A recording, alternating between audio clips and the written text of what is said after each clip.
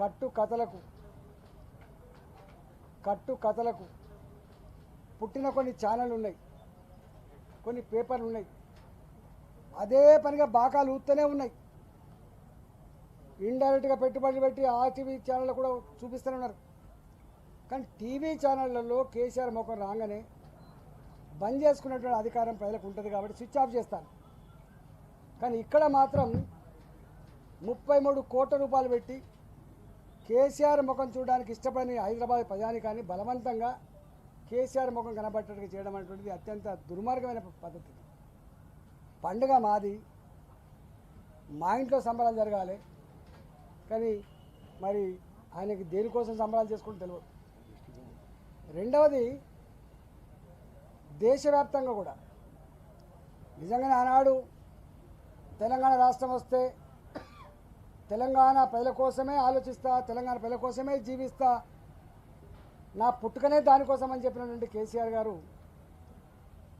కూట్ల రాయి తీయలేనోడు ఏట్ల రాయి తీసినట్టు ఇక్కడ చెల్లని ముఖం మహారాష్ట్రలో చెల్లాలని, మధ్యప్రదేశ్లో చెల్లాలని, బెంగాల్లో చెల్లాలని ఇవాళ ప్రయత్నంలో మొన్ననే 350 కోట్ల రూపాయలు పెట్టి హిందీ భాషలో, మరాఠీ భాషలో, గుజరాతీ భాషలో, ఇంగ్లీష్ భాషలో ఇక్కడ జీతాలు ఇవ్వాలని పరిస్థితులలో, నా మధ్యాహ్న భోజనం వండే మా తల్లులకు బిల్లులు ఇవ్వాలని పరిస్థితులలో, మా సర్పంచులు, ఎంపీటీసీలు చిన్న పనులు చేస్తే ఏడాది కాలంగా బిల్లులు రాక ఆత్మహత్య చేసుకున్న సందర్భంలో మా ఉద్యోగ బిడ్డలకి ఫస్ట్ తారీఖు వచ్చిందని జీతాలు వస్తాయనేటువంటి విశ్వాసం ఉండే, అలాంటి బిడ్డలకి ఎప్పుడు జీతం వస్తుంది తెలియని పద్ధతులలో నా పోలీస్ డిపార్ట్మెంట్, నా సింగరేణి డిపార్ట్మెంట్, వాళ్ళు కోఆపరేటివ్ సొసైటీ ఉంటాయి, ఆర్టీసీ కానీ సింగరేణి కానీ ఇవాళ హోమ్ డిపార్ట్మెంట్లో కానీ వాళ్ళ కోఆపరేటివ్ డిపార్ట్మెంట్స్ ఉంటాయి. వాళ్ళు జమ చేసుకున్న డబ్బులను కూడా వాడుకొని వాళ్ళ అవసరాల కోసం లోన్లకు పెట్టుకుంటే ఇవన్నీ దుస్థితిలో ఉన్నటువంటి ఈ రాష్ట్ర ప్రభుత్వం, ఒక్క మాటలో చెప్పాలంటే దివాళా తీసినటువంటి ఈ రాష్ట్ర ప్రభుత్వం, ప్రజాధనాన్ని కొల్లగొట్టినటువంటి కేసీఆర్ గారు ఇవాళ మొత్తం అన్ని భాషల్లో 250 కోట్లు 300 కోట్ల రూపాయలు ప్రజలు కట్టిన సొమ్ములు, ప్రజల చెమట పైసల్ని తన ప్రచారం కోసం, తన డాంబికాల కోసం, తన ప్రతిష్ట కోసం ఖర్చు పెట్టడం నీచమైందని చెప్పి ఇప్పటికే భావిస్తుంటే, మళ్ళీ ఇప్పుడు కూడా ఇలా భారతీయ జనతా పార్టీ హైదరాబాద్లో జరిగేటువంటి సమావేశాల సారాంశం కానీ ఏ వర్గ ప్రజానికానికి ఏమి హామీ ఇస్తూ ఉంది, దేశం ముందుకు పోవాలంటే నిరుద్యోగ బిడ్డలు కావచ్చు, రైతాంగం కావచ్చు, మహిళలు కావచ్చు, పేద ప్రజానికం కావచ్చు, అలాంటి వాళ్లకు భారతీయ జనతా పార్టీ ఇక్కడ జరిగేటువంటి సమావేశాల్లో ఏ నిర్ణయం తీసుకుపోతుందని చెప్పి భారత ప్రజానికం అంతా కూడా ఎదురు చూస్తూ ఉంటే, ఆ వార్తలు ప్రచారం కాకుండా, ఈ సమావేశాల గొప్పతనం ప్రజలు తెలవకుండా 3 రోజుల పాటు 1వ తారీఖట, 2వ తారీఖట, 3వ తారీఖట పత్రికలలో అడ్వర్టైజ్మెంట్లు ఇచ్చి ఈ వార్తలను బ్లాక్ చేసే ప్రయత్నం చేస్తున్నట్టుగా మాకు వార్తలు వస్తూ ఉన్నాయి. నేను అడుగుతున్నా, ఎవరి అబ్బసొమ్మని 100 కోట్ల రూపాయలు ఇటు ఖర్చు పెట్టే అధికారం ఉందో ఒకసారి తేల్చుకోవాలి. ఇవాళ తెలంగాణ నిరుద్యోగ యువతకి, తెలంగాణ విద్యార్థి లోకానికి, తెలంగాణ మహిళా లోకానికి, తెలంగాణ రైతాంగానికి, తెలంగాణ యావత్ ప్రజానికానికి నేను ఒకటే చేతులు జోడించి వినమ్రంగా చేసే విజ్ఞప్తి, ఈ 8 సంవత్సరాల కాలంలో కేసీఆర్ పరిపాలనలో మనం ఏం అనుభవించినో మన కళ్ళ ముందు కదలాడుతూ ఉంది కాబట్టి, మోడీ గారి పరిపాలనలో ఏమొచ్చిందో మనం చూసినాం కాబట్టి ఇవాళ బేరీజు వేసుకోవాల్సిన అక్కర ఉందని చెప్పి నేను మనవి చేస్తూ ఉన్నాం. ఖచ్చితంగా మేము ఏ గ్రామానికి పోయినా 20-22 సంవత్సరాలుగా ప్రజా జీవితంలో ఉన్న వాళ్ళుగా, ప్రజల నాడి తెలిసిన వాళ్ళుగా మాకు అర్థమవుతుంది. ఇటున్న సూర్యుడు అటు ఉదయించే సందర్భం వచ్చినా కూడా కేసీఆర్ను మాత్రం తెలంగాణ గడ్డ మీద రాజకీయంగా బొంద పెట్టాలి, ఓడగొట్టాలి. ఏప్రిల్లో ఎన్నికలు వస్తాయా, షెడ్యూల్ ప్రకారంగా డిసెంబర్ ఎన్నికలు వస్తాయా తెలియదు, కానీ ఎప్పుడు ఎన్నికలు వచ్చినా కేసీఆర్ పార్టీని, కేసీఆర్ ప్రభుత్వాన్ని బొంద పెట్టాలని చెప్పి కృతనిశ్చయంతో ఉన్నారు. ఈ కర్తవ్యం నెరవేర్చేటువంటి సత్తా భారతీయ జనతా పార్టీకి మాత్రమే ఉందని చెప్పి భావిస్తున్నారు. మీరు చూసిన మొన్న రాష్ట్రపతి ఎన్నికల సందర్భంలో రాహుల్ గాంధీ కేటీఆర్ గారు ఎట్లా చెట్టా పట్టాలు వేసుకొని కదులుతున్నారు. ఇవాళ ముందస్తుగా కలిస్తే ఇద్దరిని కలిసి పొందబెడుతున్న భయంతో ఇవాళ ముందస్తు కలవకపోవచ్చు. కానీ ఎలక్షన్లు అయిన తర్వాతనైనా కాంగ్రెస్ పార్టీ టీఆర్ఎస్ పార్టీ తప్పకుండా మళ్ళీ ఫ్రెండ్లీ పార్టీగా ఉండే అధికారం చేపట్టే ఆస్కారం ఉంటుంది. అందుకని ప్రజలు ఒకటే అనుకుంటున్నారు, టీఆర్ఎస్ పార్టీకి ఓటేసి గెలిపించినా మళ్ళీ కాంగ్రెస్ పార్టీకి ఓటేసి గెలిపించినా మళ్ళీ ఇద్దరు ఒకటే ఆస్కారం ఉన్నట్టుగా ప్రజలు భావిస్తూ ఉన్నారు. కాబట్టి బరిగీసి కొట్లాడే పార్టీ, రాజీలేని పోరాటం చేసే పార్టీ, రేపు ఈ రాష్ట్రం బాగుపడాలంటే నరేంద్ర మోడీ గారి సపోర్ట్ లేకుండా బాగుపడదని ప్రజలు భావిస్తున్న పార్టీ.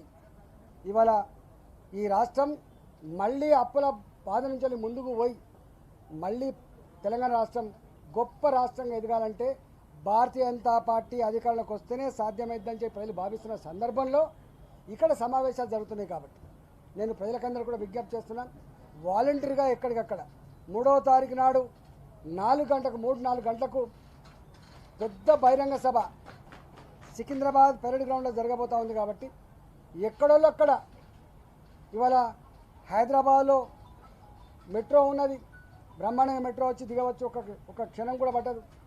హైదరాబాద్లో మనకు ఆర్టీసీ ఉన్నది, మనం తరలి రావచ్చు. ఎక్కడికక్కడ ఏ ఇంటికి ఆ ఇల్లు, ఏ వ్యక్తికి ఆ వ్యక్తి ఏదో ఒక పద్ధతి ఎన్నుకొని పర్యటనకు తరలి రావాలని, నరేంద్ర మోడీ గారి నాయకత్వాన్ని బలపరచాలని, తెలంగాణ ప్రజలందరూ కూడా భారతీయ జనతా పార్టీకి మేము అండగా ఉంటామని ఒక మెసేజ్ పంపడం కోసం మీరందరూ కూడా తరలి రావాలని చెప్పి జంట నగరాల ప్రజలకి విజ్ఞప్తి చేస్తున్నాం. ఆదిలాబాద్ నుంచి మొదలు పెడితే అలంపూర్ వరకు, తాండూరు నుంచి మొదలు పెడితే కొత్తగూడెం వరకు అన్ని మా కార్యకర్తలు కావచ్చు, మా నాయకులు కావచ్చు, మా శ్రేయోభిలాషులు కావచ్చు, అందరూ కూడా ఎక్కడికక్కడ టైంలోపు తరలి వచ్చి ఈ సభను విజయవంతం చేసి కేసీఆర్కు ఒక చెంపబెట్టులాగా ఒక మెసేజ్ ఇచ్చే గొప్ప సందర్భం. కాబట్టి మీరందరూ కూడా వాలంటరీగా తరలి రావాలని చెప్పి వినమ్రంగా నేను విజ్ఞప్తి చేస్తున్నాను.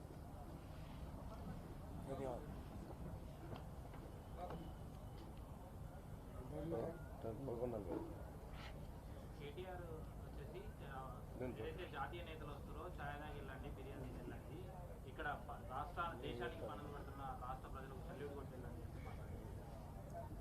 ఎవరు సల్యూట్ కొడతారో, ఎవరు ఛాయ్ తాగిపోతారో చరిత్ర చెప్తుంది.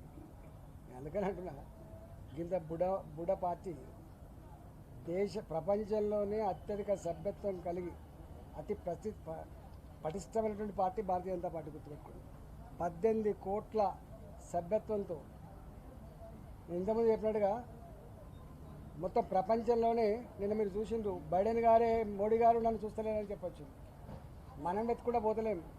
ప్రపంచంలో మోడీ గారి యొక్క ప్రతిష్ట ఏందో, మోడీ గారి ప్రతిష్ట అంటే దేశ ప్రతిష్ట ఎంత గొప్పగా పెరిగిందో మీరు చూస్తూ ఉన్నారు. ఇప్పటికీ అనేక దేశాలకు, అది జర్మనీ కావచ్చు, అది ఫ్రాన్స్ కావచ్చు, అది ఇంగ్లాండ్ కావచ్చు, అది అమెరికా కావచ్చు, అది గల్ఫ్ దేశాలు కావచ్చు, ఏ దేశానికి పోయినా భారతీయ జనతా పార్టీ ప్రభుత్వం నరేంద్ర మోడీ గారి నాయకత్వంలో దేశ ప్రతిష్ట ఎంత గొప్పగా నిర్మింపజేషన్లో తెలుస్తూ ఉంది. అందుకనే ఇక్కడ ఉండి బాయిలో కప్పల్లాగుండి ఇవాళ ఈ మాట్లాడడం అనేది ప్రజలు గమనిస్తున్నారు. రేవంత్ రెడ్డి కూడా అగ్నిపత్రం తీసుకొచ్చారు, ఇది ప్రజలకు వ్యతిరేకమైన సైన్యం బలహీనపడుతుంది, అగ్నిపత్రం వెనక్కి తీసుకోవాలనే డిమాండ్ మీ కార్యవర్గ సమావేశాలకు ఎస్ఐసిసి ప్రాంగణాన్ని గుర్తిస్తాను. 2 ఇష్యూస్ నేను ఇంతకుముందు కూడా ఒకసారి చెప్పిన. ఈ ఇష్యూ చాలా నేనే ప్రెస్ మీట్ పెట్టి చెప్పిన, ఎవరు చెప్పనప్పుడు నేను చెప్పిన. కరోనా సందర్భంలో ఆర్మీ రిక్రూట్స్ అంతా కూడా ఆగిపోయిన మాట వాస్తవం. రెండవ మాట ఏంటంటే అనేక రకాల recruitment, not only army recruitments, అనేక రకాల రిక్రూట్మెంట్స్ ఆగిపోయినాయి. దేశంలో యువత ఎంత దేశ పురోగమనంలో ఎట్లయితే భాగం పంచుకోకుండా అవుతూ ఉంది. కనీసం అలాంటి యువశక్తిని క్వాలిటేటివ్గా తీర్చిదిద్దాలి, దేశభక్తిని పెంచాలి, కమిట్మెంట్ని పెంచాలి, ఒక మంచి సిటిజన్గా ఎదుగుదల చేయాలనేటువంటి గొప్ప సంకల్పంతో ఇవాళ లక్షలాది మంది నిరుద్యోగ యువకులకి ఈ పథకం పెట్టింది. దీంట్లో క్లియర్గా చెప్పింది, ప్రతి సంవత్సరం ఏ రిక్రూట్మెంట్ అయితే జరుగుతుందో ఆ రిక్రూట్మెంట్ ఎక్కడ కూడా ఆగకుండా ఉండే పద్ధతిలో దీంట్లోకెళ్ళే ఎక్కువ కమిట్మెంట్ ఎక్కువ క్వాలిటీ ఉన్నటువంటి వాళ్ళని పర్మనెంట్గా తీసుకొని మిగతా 75% ఎవరైతే ఉన్నారో ఆ 75% మందిని పోలీస్ డిపార్ట్మెంట్ కావచ్చు 23 ఏళ్ళకి కదా 23 ఇయర్సే కాబట్టి 23 ఇయర్స్ తర్వాతనే రాష్ట్ర ప్రభుత్వ రిక్రూట్మెంట్స్ అయినా దేశంలో ఉన్న రిక్రూట్మెంట్స్ అయినా ప్రైవేట్ సెక్టర్లో ఉన్న రిక్రూట్మెంట్స్ అయినా కూడా గొప్పగా ఉండే ఆస్కారం ఉంటుంది కాబట్టి మిలిటరీలో పనిచేసి వచ్చిన అంటే గొప్ప భావన కూడా ఉండే ఆస్కారం ఉంటుంది కాబట్టి వాళ్ళకు ఈ పథకంలో మరింత వెసులుబాటు కలుగుతుంది, ఉద్యోగ అవకాశాలు పెరుగుతాయనే గొప్ప సంకల్పం తీసుకొచ్చినటువంటి పరిస్థితి. కానీ ఇవాళ దీని పట్ల మరింత సమాచారాన్ని మరింత క్లారిటీని అందించాల్సిన బాధ్యత తప్పకుండా కేంద్ర ప్రభుత్వం మీద ఉంటుంది. వాళ్ళు ఆ ప్రయత్నం చేస్తూ ఉన్నారు. కానీ నేను ఒకటి మాత్రం నేను చెప్పదలుచుకున్నాను, దేశంలో ఉన్న నిరుద్యోగ బిడ్డలకి మంచి క్వాలిటీ ఆరోగ్యం కావచ్చు, వాళ్ళు 10th క్లాస్ పాస్ అయిన వాళ్ళకి ఇంటర్మీడియట్ సర్టిఫికేట్ ఇస్తారు, ఇంటర్మీడియట్ పాస్ అయిపోయిన వాళ్ళకి డిగ్రీ సర్టిఫికేట్ ఇచ్చే ఆస్కారం ఉంటుంది. కాబట్టి రాబోయే కాలంలో మరింత వాళ్ళకి ఉపయోగపడే ఆస్కారం ఉంటుంది. కాబట్టి అది తప్పేం కాదు. కానీ దాని పట్ల ఏ అపోహలు అయితే ఉన్నాయో ఆ అపోహలను నివృత్తి చేయాల్సిన బాధ్యత వాళ్ళ మీద ఉంటే తప్పకుండా వాళ్ళు చేస్తారు. ఏ నిర్ణయం తీసుకున్నా ప్రజల కోసం నిర్ణయం తీసుకుంటే తప్ప వ్యక్తిగతమైన నిర్ణయాలు భారతీయ జనతా పార్టీ చేయదు.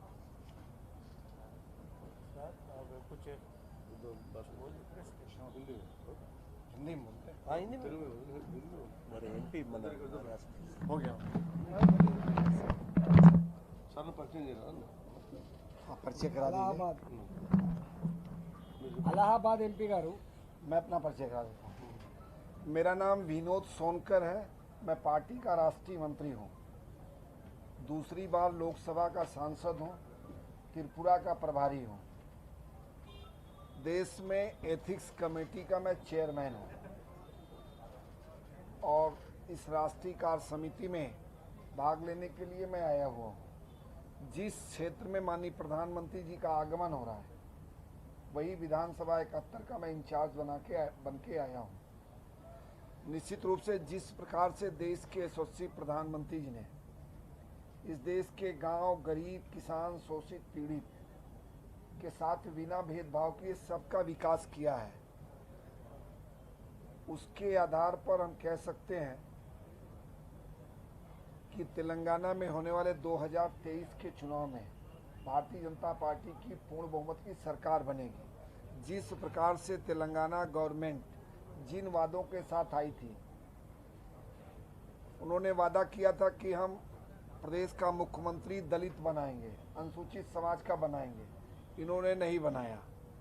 इन्होंने वादा किया था पानी का मैनेजमेंट करेंगे, व्यवस्था करेंगे, उसमें उन्होंने काम नहीं किया।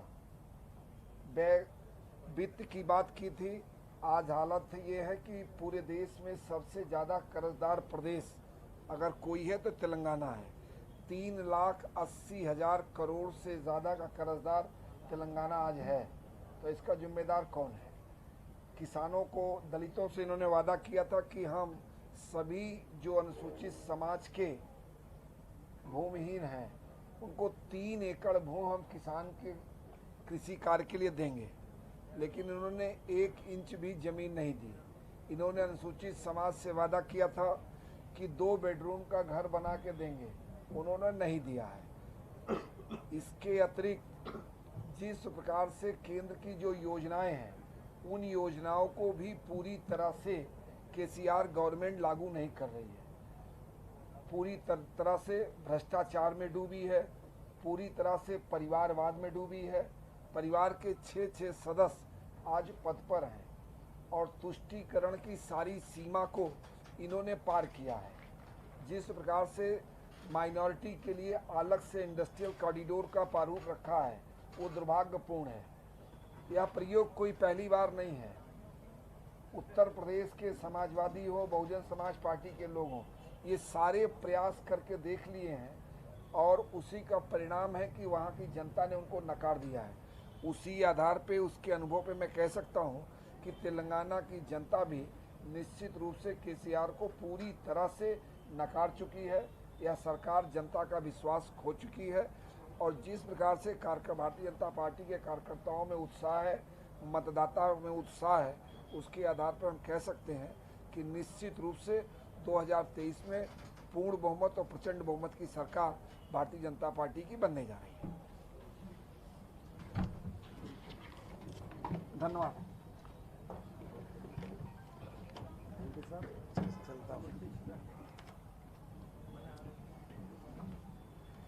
मीटिंग यहीं पर है ना? नहीं।